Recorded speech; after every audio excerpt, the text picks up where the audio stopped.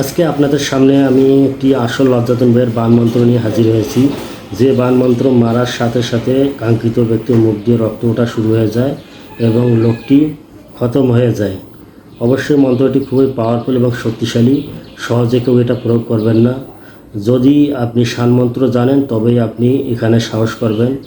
আপনি যদি শানমন্ত্র না জেনে থাকেন তাহলে ডিসক্রিপশন বক্সে আমি মহাশান মন্ত্র দিয়ে রাখবো। আপনি ওখানে মহাশান মন্ত্র শিখে রাখবেন এবং প্রয়োজনে আপনি এই বান মন্ত্রটি কাজে লাগাবেন।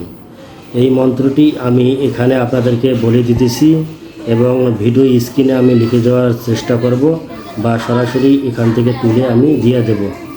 মন্ত্রটি হইতেছে লা ইলাহা ইল্লাল্লাহ হাক্কান হাক্কা, লা ইলাহা ইল্লাল্লাহ দাক্কান দাক্কা, লা ইলাহা ইল্লাল্লাহ ছাপ্পান ছাপ্পা, অমুকের ছেলে অমুককে মার 3 ধাক্কা, অমুকের ছেলে অমুককে মার 3 ধাক্কা, অমুকের ছেলে অমুককে মার 3 ধাক্কা। এই শেষের কথাটি 3 বার বলতে হবে এবং অমুকের স্থলে যার উপর প্রয়োগ করবেন তার নাম, তার পিতার নাম অবশ্যই নেবেন।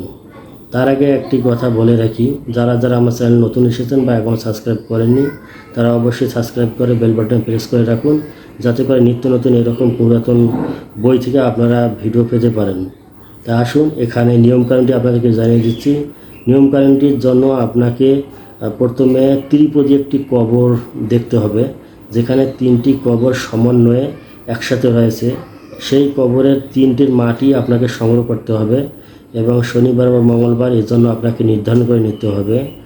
তারপর মাটিগুলো দিয়ে পানির মধ্যে আপনাকে ভালোভাবে মিশ্রিত করে একটি মূর্তি বানাতে হবে লোকটির চেহারা স্রোত অনুযায়ী, এবং ওই যে পানি দিয়ে আপনি মিশাবেন মূর্তি বানাবেন সে পানি অবশ্যই আপনি উত্তরিয়া স্রোতের পানি বা পাকের পানি বা কোনো পুরাতন কোনো কূপ এ ধরনের কোনো পানি এনে তারপর আপনি ওই পানি দিয়ে আপনি মিশ্রিত করে পুতুলটি তৈরি করবেন।